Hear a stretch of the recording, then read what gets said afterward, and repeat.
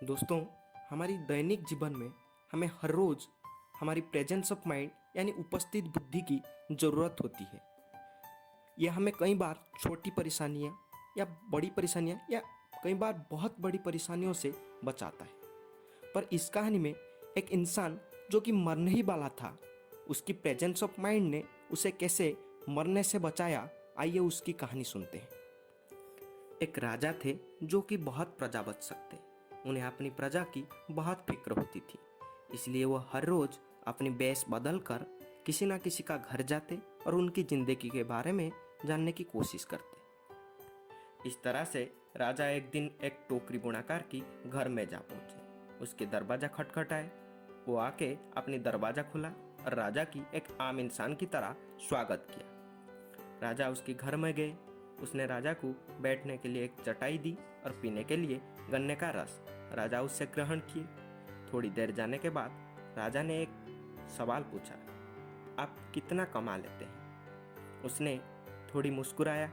उसके बाद उसने जवाब दिया, मैं दिन में 8 रुपया कमा लेता हूँ, जिनसे मैं अपनी पुराना कर्ज चुकता करता हूँ, किसी को नया उधार भी देता हूँ और 8 लोगों की पेट भी पालता हूँ।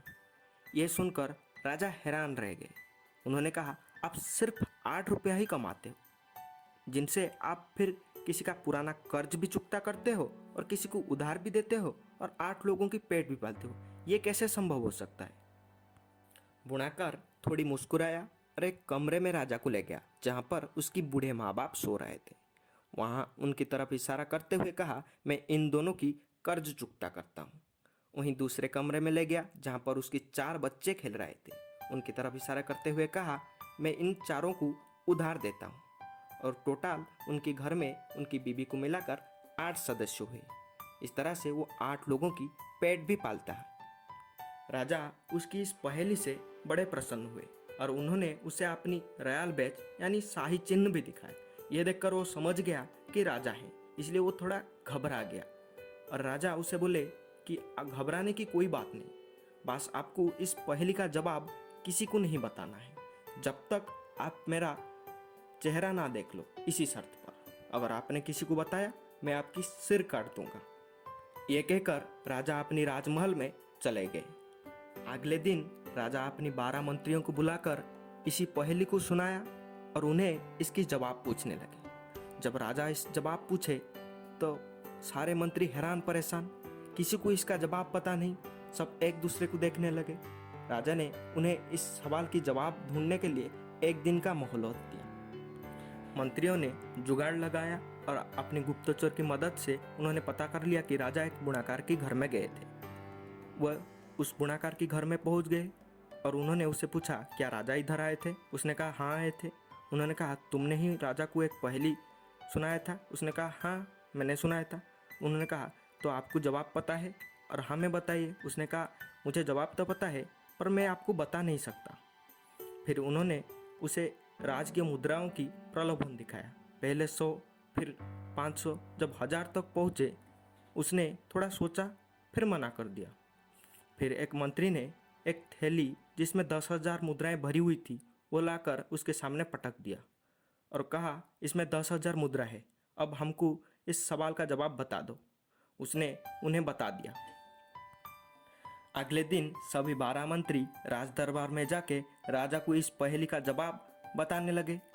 राजा यह सुनकर हैरान रह गए और उन्हें समझ में आ गया कि बुनाकार ने इन्हें सारे बातें बता दिए। फिर राजा ने 2 सिपाही को भेजकर कहा कि उस बुनाकार को जाके गिरफ्त करके राज दरबार में पेश किया जाए।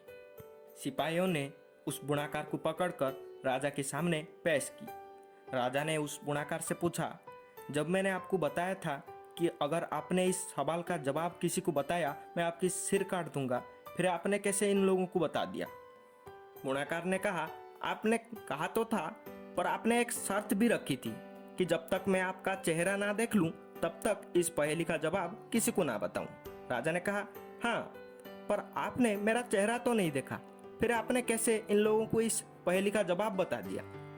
बुनाकार ने कहा, महाराज, मैं आपका चेहरा 1 बार नहीं, 100 बार नहीं, 10,000 बार देखा हूं। राजा ने पूछा, कैसे? फिर बुनाकार ने राजा की तरफ एक राजकीय मुद्रा पेश किया जिसमें राजा की प्रतिमा थी। यह देखकर राजा थोड़ी मुस्कुराए और उस बुनाकार की प्रेजेंस ऑफ माइंड की तारीफ करने लगे और उन्हें उनके राज दरबार में एक मंत्री भी बना दिए।